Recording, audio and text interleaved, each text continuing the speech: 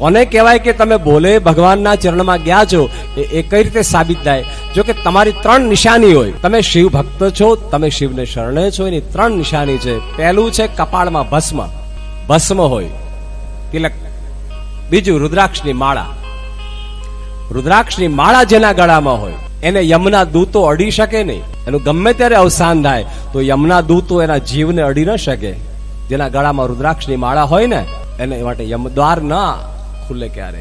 રુદ્રાક્ષની માળા જેને પહેરી હોય એને યમના દૂતો લેવા આવે ને તો એને પાછા જવું પડે. આવીને જોવે કે રુદ્રાક્ષની માળા છે.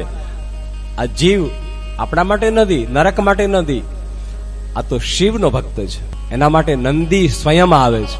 નંદી મહારાજ સ્વયં આવે છે સાહેબ.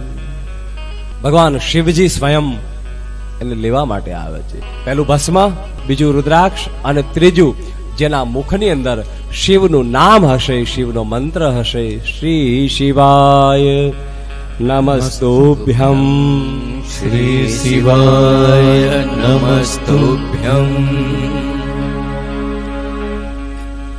ભગવાન શિવનું નામ જેના મોઢામાં હશે, પંચાક્ષર મંત્ર, ષડાક્ષર મંત્ર, નમઃ શિવાય એ પંચાક્ષર મંત્ર છે, ઓમ નમઃ શિવાય ષડાક્ષર મંત્ર છે.